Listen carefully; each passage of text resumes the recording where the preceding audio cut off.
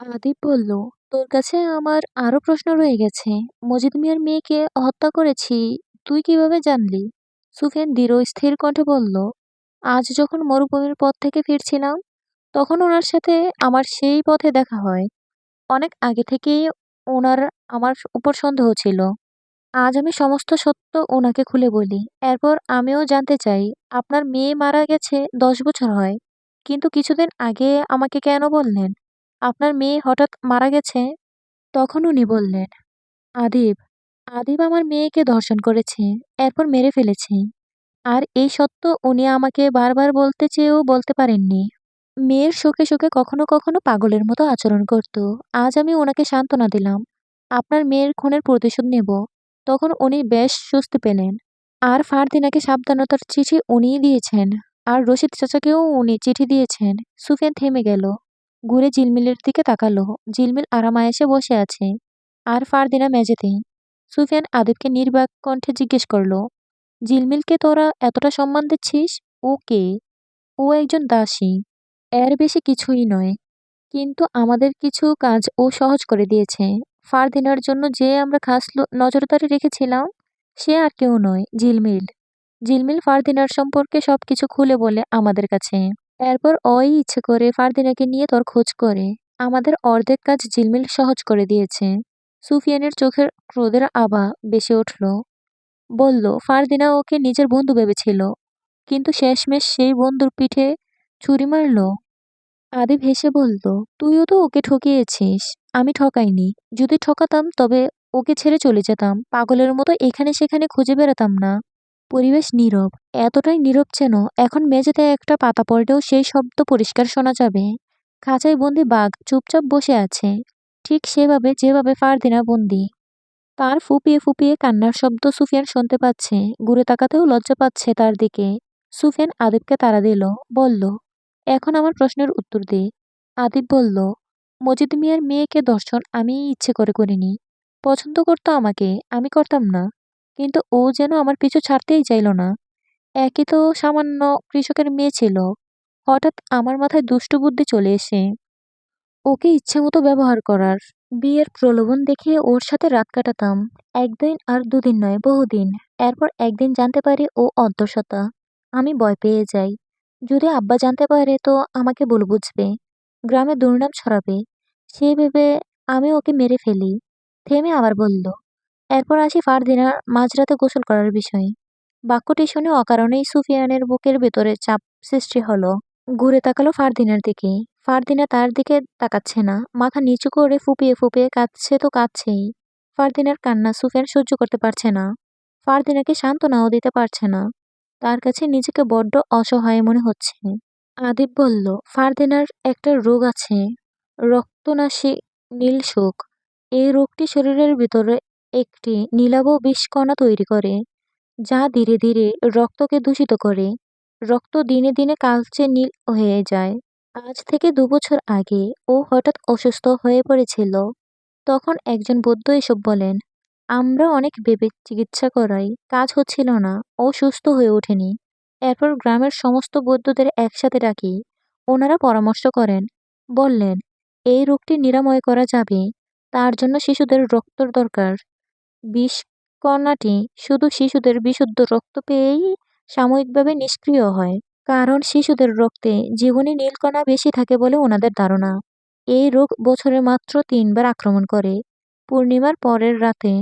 পূর্ণিমার পরের রাতে শিশুদের রক্ত সবচেয়ে পবিত্র, দূষণমুক্ত। তাই রোগটিকে নিয়ন্ত্রণ করতে সেটাই দরকার হতো। বছরে 3 পূর্ণিমার রাতে এর পর ওকে 3টি শিশুর রক্ত দিয়ে গোসল করানো হতো। ওর অজান্তেই ওকে সেই রক্ত দিয়ে তৈরি ওষুধ খাওয়ানো হতো। রক্তের সাথে থাকতো 7 ধরনের ফুলের নির্যাস, যাতে রক্তের গন্ধ না আসে। কিন্তু ফারদিনার এই রোগ আমরা কিভাবে নিরাময় করতাম, সেসব ফারদিনা জানতো না। ও শুধু জানতো এটা একটা ঔষধ। শেষ সময়ে ফারদিনার জন্য কোনো শিশু পাচ্ছিলাম না। তখন আমরা শামসুলের ছেলেকে ওর কাছ থেকে কিনে আনি। আর সবার সামনে শামসুল আর ওর বউ এমন ভাব ভাব করতো যেন ওদের সত্যিই কষ্ট হচ্ছে। টাকার লোভে পড়ে গিয়েছিল ওরা। গ্রামের শিশুদের আমরা ফারদিনার জন্যই হত্যা করতাম। আমরা কখনো ফারদিনাকে বিয়ে দিতে চাইনি। কেননা গদাধর পণ্ডিত বলেছে, ওর যদি বিয়ে হয় আর ওর গর্ভের যদি সন্তান আসে, তবে আমাদের বংশ ধ্বংস হয়ে যাবে। তবে ওকে বিয়ে দেওয়ার ইচ্ছা আব্বার কিছুটা হলেও ছিল। একমাত্র মেয়ে বলে আব্বা ওকে অনেক ভালোবাসেন। সুফিয়ান ঘৃণ্য কণ্ঠে বলল, তোদের শিক্ষিত মানতাম, কিন্তু তোরা যে কুসংস্কার মানিস আগে জানতাম না। ফারদিনার যদি এরকম কোনো রোগ হয়েই থাকতো, তবে নিরাময়ের করার জন্য হয়তো অন্য উপায় অথবা চিকিৎসা ছিল। যারা কুসংস্কার বিশ্বাস করে তাদের মতো নিকৃষ্ট মানুষ হয় না। তোরা যখনই মানবি যে গদাধর পণ্ডিত যা বলেছে সব সত্য হবে, বিশ্বাস কর, তখন তাই হবে। যখন তোরা আল্লাহ ব্যতীত অন্য কারোর উপর ভরসা করবি, তখন তোদের তার উপর নির্ভরশীল করে আল্লাহর রহমত থেকে তোদের বঞ্চিত করবেন। আজ আমার মুখে হয়তো এসব কথা মানাচ্ছে না। আমিও পাপ করেছি, অন্যায় করেছি। বিশ্বাস কর, আজ আমি অনুতপ্ত। তবে আমি ফারদিনাকে ঠকাইনি, ওকে ভালোবাসি। আমি ওকে এখান থেকে নিয়ে যেতে চাই। আদিব হেসে ফেলল। সাথে বাকি ভাইরাও হাসলো। আদিব বলল, ওকে নিয়ে যেতে তো দিব না। আর ওকে নেয়ার জন্য তোকে এখানে ডাকিনি। তাহলে? সুফিয়ান কিছুটা বিভ্রান্ত হলো। আদিব সহ 4 ভাই একত্রিত হলো। বলল, 150 গ্রামবাসীদের তোর জীবিত অবস্থায় নিয়ে যেতে হবে, তাই তো? ওদের কোথায় আটকে রেখেছি দেখবি না? সুফিয়ান শুধু চেয়েই রইল, কিছু বলল না। এরপর আদিব হাতের ইশারায় ইশারা করল। তার ইশারার সাথে সাথে একটি লোহার দরজা খুলে দিল অনুচর। খোলার সাথে সাথে কেরোসিনের গন্ধ ভেসে আসলো। দরজার সামনে আরো একটি কাচের মতো দরজা, তবে এর ভিতর দিয়ে ওপারের দৃশ্য পরিষ্কার দেখা যাচ্ছে। সুফিয়ানের চোখ পড়ল সর্বপ্রথম আজমাতের দিকে। ঘরটির ভিতরে খোলসার মতো শুধু গ্রামবাসীদের মাথা দেখা যাচ্ছে। ওদের মধ্য থেকে একজন মহিলা বলে উঠল, সুফিয়ান ভাই, আমার স্বামী আপনার লগেই কাম করে। ওনার নাম বদ্রু। আপনি আমাগরে এখান থেকে মুক্ত করেন। সুফিয়ান বসা থেকে উঠে দাঁড়ালো। গ্রামের মানুষগুলো সেই বন্দি করেছে। বদ্রুর স্ত্রী সন্তানকেও সে বন্দি করেছে। ওদের না জানি কত কষ্ট হচ্ছে ওদের। আজ যেন সুফিয়ান অন্যদের কষ্টগুলো উপলব্ধি করতে পারছে।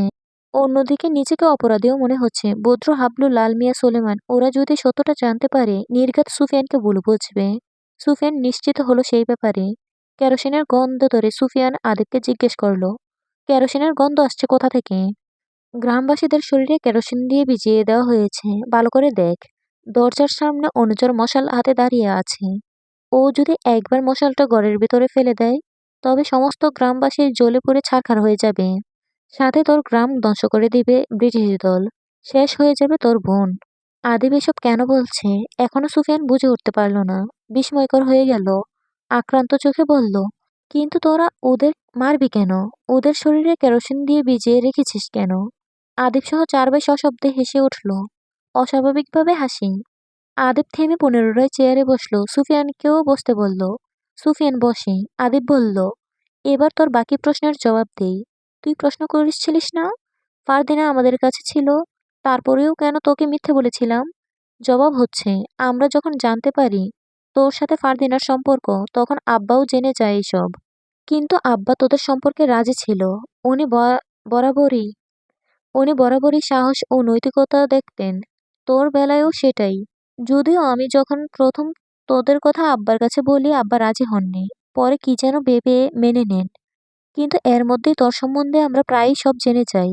তুই সিলমন হায়দারের ছেলে জেনেই বাবা চুপসে গিয়েছিল। তুই যেদিন বিয়ের প্রস্তাব নিয়ে আসিস, আব্বা তখন তোর সম্বন্ধে জেনে গিয়েছিল সব। তাই উনি কি করবেন ভেবে পাচ্ছিল না। আমি সেদিন মিথ্যে বলেছিলাম যে ফারদিনা আজমাতের সাথে বিদেশে চলে গেছে। আর আব্বা সত্যটা জেনেও চুপ ছিল।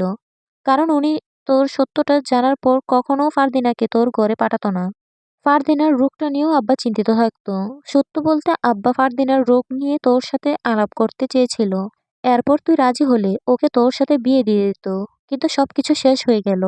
আদিব কিছু চিন্তা করে আবার বলল, তুই যেদিন বিয়ের প্রস্তাব নিয়ে আসিস, ওদিন আমরা নিশ্চিত ছিলাম তুই সিলমন হায়দারের ছেলে। তারপরেও তোর আসল পরিচয় এবং পরিচয় লুকিয়ে রাখার উদ্দেশ্য গভীরে যাই আমরা। তখন পর্যন্ত ফারদিনা বন্দি ছিল না।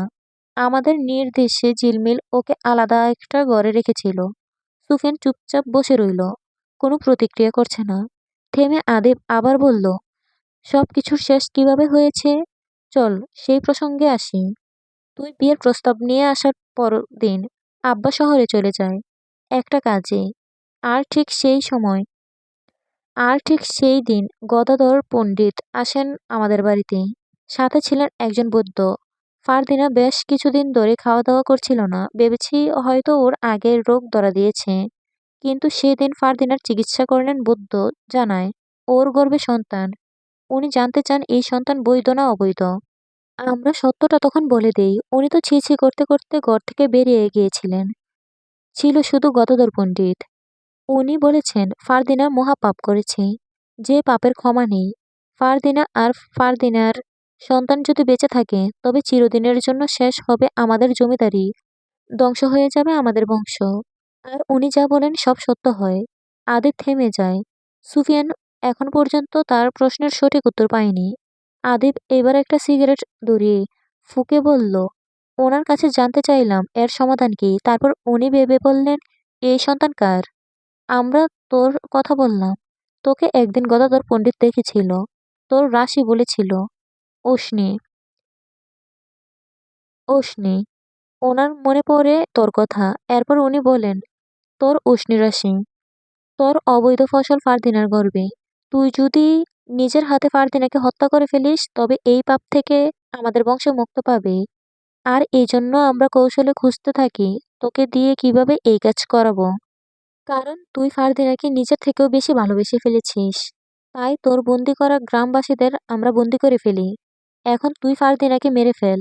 কথাটা বলে আদিব থামতে না থামতেই সুফিয়ান লাথি মেরে আদিবকে ফেলে দেয়। আদিব চেয়ার থেকে মেঝেতে পড়ে যায়। ঝিলমিল সহ সবাই চমকে উঠল। সুফিয়ান দ্বিতীয়বার আদিবকে কলার ধরে মাটি থেকে তুলে বলল, তোর কত বড় সাহস ওকে মেরে ফেলতে বলিস, শুয়োরের বাচ্চা। রায়ান আরিফ এসে সুফিয়ানকে সরাতে চাইল, কিন্তু সুফিয়ানের শক্তির কাছে পেরে উঠল না। সাইম তখন চেঁচিয়ে বলল, সুফিয়ান, ওকে ছাড়, নয় গ্রামবাসীদের পুড়িয়ে ফেলবো। সাথে তোর গ্রামের হাজার হাজার মানুষের সাথে তোর বোনও শেষ হয়ে যাবে। সুফিয়ান থেমে গেল। আদিবের কলার ছেড়ে দিল। আদিব নিজের কলার ঠিক করে চেয়ারে বসল, যেন কিছুই হয়নি। সুফিয়ান বলল, নিজের বোনের সাথে কোনো ভাই এরকম করতে পারে? ছি। কোন বোন? সংস্কারের বাইরে। বোন যদি সংস্কারের বাইরে যায় তো সেই বোন রেখে লাভ কি? ফারদিনার কোনো দোষ নেই। দরকার হয় আমাকে শাস্তি দে, ওকে ছেড়ে দে। আদিব এবার বিরক্তিতে উদ্রেক করে বলল, যা বলছি তাড়াতাড়ি কর। দেখ, একবার যদি বন্দি থাকা সমস্ত গ্রামবাসীদের মেরে ফেলি তবে তোর লস। এতে করে ব্রিটিশ বাহিনী তোর উপর ক্ষেপে যাবে। তোর গ্রামের মানব শূন্য হবে। তোর বোন হয়তো ওদের হাতেই মরে যাবে। একজন মানুষের বিনিময়ে তুই হাজার হাজার মানুষের প্রাণ নিস না। সুফিয়ান বিশাল এক দেয়ালের মাঝে যেন আটকে পড়েছে। না সে এদিকে সরতে পারছে, না সে ওই দেয়ালের চাপ থেকে বের হতে পারছে। সে নিশ্চয় জীবনে মহা পাপ করেছে, নয়তো আজ এরকম বিপদে পড়তো না বলে ভাবছে। যে মানুষটিকে সবচেয়ে বেশি ভালোবাসে তাকে কিভাবে নিজের হাতে মেরে ফেলবে সুফিয়ান ভাবতে পারছে না। হাত পা কাঁপছে, পায়ের নিচে মাটি যেন সরে যাচ্ছে। মৃত্যুর সামনে মানুষ যেভাবে ছটফট করে সেও যেন আজ সেভাবে ছটফট করছে। তবে তার যন্ত্রণা যেন কেউ দেখছে না। ভিতরটা শব্দে শব্দে ভেঙে যাচ্ছে। প্রতিশোধের বিষাক্ত নেশা কখনোই পুণ্যের হয় না। আজ তা হাড়ে হাড়ে টের পাচ্ছে। অনুতপ্তের অনুতাপে জ্বলছে সুফিয়ান, চোখে জল। আদিব সুফিয়ানের মুখোমুখি হয়ে আবার বলল, যা বলছি দ্রুত কর, নয় গ্রামবাসী পুড়ে মরবে। তোর গ্রাম ধ্বংস হবে। তোর বোন শেষ হবে। তুই যদি আজ ওকে নিজের হাতে না মারিস তবে আমরা মেরে ফেলবো। সুফিয়ান গর্জনের সাথে বলল, ওকে মেরে ফেলার কথা একদম বলবি না। থেমে সুফিয়ান নরম গলায় বলল, দেখ ভাই, কুসংস্কার বিশ্বাস করতে নেই। এসব অন্ধবিশ্বাস। এগুলো মানলে তোরা ধ্বংস হবি। রায়ান সুফিয়ানকে ধাক্কা দিয়ে বলল, তুই কিন্তু আমাদের অনেক ক্ষতি করেছিস। এরপরও কিছু বলছি না, কারণ তোর ক্ষতিও আমরা করেছিলাম। তুই কিন্তু তার চেয়ে বেশি করেছিস। আমাদের গ্রামকে মানবশূন্য করে ফেলেছিস। ব্রিটিশ বাহিনীর সাথে হাত মিলিয়েছিস। সুফিয়ান বলল, ওরা আমাকে বাধ্য করেছিল। আজ তোরাও আমাকে বাধ্য করেছিস নিকৃষ্ট কাজ করার জন্য। আমি অন্যায় করেছি, পাপ করেছি। তোরাও পাপ করেছিস। আর সেই পাপের খেসারত ফারদিনাকে দিতে হবে। তুই পাপ করেছিস, আর এখন সেই পাপ থেকে আমাদের বংশকে মুক্ত তুইই করবি। সায়েম বলল। সুফিয়ানের চোখ দুটো জলে ডুবে গেছে। কুদ্দুস কাঁদছে। সাহস করে আদিবের বিরুদ্ধে সুফিয়ানের হয়ে কিছু বলতে পারছে না। আজ খুব করে কুদ্দুস রশিদ তালুকদারকে মনে করছে। সে থাকলে নিশ্চয়ই আজকের এই দিন দেখতে হতো না। কখনোই না। একবার সাহস জোগাড় করছে কিছু বলবে করে। ১৫টায় সেই সাহস যেন সমুদ্রে তলিয়ে যাচ্ছে। তাদের কথোপকথন শুনে বন্দিঘর থেকে আজমাত আজমাত সুফিয়ানের উদ্দেশ্যে তীর্যক কণ্ঠে চেঁচিয়ে বলল, সুফিয়ান, আমাদের মেরে ফেলুক। যা কিছু হয়ে যাক, ফারদিনাকে কিছু করো না। সুফিয়ান বন্দিঘরটির দিকে এগোতে চাইল। তাৎক্ষণিক মশাল হাতে দাঁড়িয়ে অনুচর সুফিয়ানকে ভয় দেখানোর জন্য মশালটি ঘরের ভিতরে হালকা করে ফেলে আবার তুলে নিল। সুফিয়ান যেন হোঁচট খেয়ে দাঁড়িয়ে পড়ল। আদিব বলল, ঘরটির দিকে এগুস না। দেখছিস না কাটার দরজা আছে? তুই ফারদিনাকে মেরে ফেল। এরপর ওদের মুক্ত করে দেব। গদাধর তোকে মারতে বারণ করেছে, নয় তোকেও মেরে ফেলতাম। থেমে গেল সুফিয়ান। গ্রামের অসহায় মানুষগুলো নিঃশব্দে চিৎকারগুলো ভেসে আসছে তার কানে। একদিকে ব্রিটিশ দল, অন্যদিকে আদিব, একদিকে তার বোন। সব ছাড়িয়ে যেন আজ ফারদিনা তার থেকে অনেক দূরে চলে যাওয়ার সিদ্ধান্ত নিয়েছে। এই সিদ্ধান্ত একান্তই নিয়তির। ফারদিনা ছটফট করছে না। সুফিয়ান ফারদিনার সামনে গেল। আজ যেন বাতাসও থমকে শুনতে চাইছে একজন মানুষ তার নিজের প্রিয়জনকে হারানোর ঠিক আগে কিভাবে ভেঙে পড়ে। ফারদিনা তাকালো অবশেষে সুফিয়ানের দিকে। ভাঙা কণ্ঠে পৃথিবীর সবটুকু ব্যথা নিয়ে বলল, আমাকে শেষ করে ফেলো। মুক্তি দাও আমাকে। সুফিয়ান অসহায়ের মতো তাকিয়ে আছে ফারদিনার দিকে। তার সামনে সেই মানুষটি যাকে সে পৃথিবীর সব কিছু চেয়ে বেশি ভালোবাসে। কিন্তু আজ আজ সেই মানুষই তাকে বলছে এগিয়ে যেতে, শেষ করে দিতে তাকে। হঠাৎ তার মনে হলো পৃথিবীর সবচেয়ে নিষ্ঠুর আদেশও বোধ হয় এমনই শান্তভাবে বলা হয়। তার হৃদয়ের ভেতর একটা অদ্ভুত জ্বর শুরু হলো। ভালোবাসার অপরাধবোধ, শূন্যতা, অসম্ভব কষ্ট সবকিছুর একসাথে আছড়ে পড়ল। সে অনুভব করল সে যা করতে যাচ্ছে তা শুধু একজন মানুষকে শেষ করা নয়, বরং একটা যেন নিজেরই এক অংশকে ধ্বংস করা। বুকের মধ্যে একটা ভারী চাপা যন্ত্রণা জমে উঠল। শ্বাস নিতে কষ্ট হচ্ছে। সুফিয়ান বসে হাঁটু বাজ করে ফারদিনার সামনে কাপা হাতে গাল দুটো স্পর্শ করল তার। ফারদিনা তখন সমস্ত কষ্ট আবিষ্কার করে কেঁদে উঠল। সুফিয়ানের হৃদয়টা কেঁপে উঠল। ফারদিনা অশ্রু মিশ্রিত কণ্ঠে বলল, আমার খুব ইচ্ছে ছিল তোমার সাথে সংসার বাঁধার, তোমার সাথে সারা জীবন থাকার। কিন্তু দেখো, নিয়তি আমায় বাঁচতে দিল না। পারলাম না তোমার সাথে সংসার বাঁধতে। দীর্ঘ হলো না আমাদের স্বপ্নরেখা। আমি বলতাম না, দেখো একদিন তোমাকে ছেড়ে আমি চলে যাব। সেই দিনটা সত্যিই চলে এসেছে। আর তোমাকে কেউ সারাদিন বিরক্ত করবে না। তোমার সাথে ঘুরতে যাওয়ার বায়না ধরবে না কেউ। তুমি বলতে না আমাকে মেরে ফেলবে, মজা করে বলতে তাই না? আর আমিও তখন বলতাম তোমার হাতে আমি মরতেও রাজি। শান্তি পাবো। তোমার সাথে সংসার হলো না, তোমার থেকে গোলাপ পাওয়া হলো না, জনম জনম কাটানো হলো না, আফসোস নেই আমার। সত্যি, তোমার হাতে মরতে পারবো ভেবেই আনন্দ হচ্ছে, খুব আনন্দ হচ্ছে। তুমি আমাকে মেরে ফেলো। এই রাক্ষসগুলো নয়তো সব শেষ করে ফেলবে।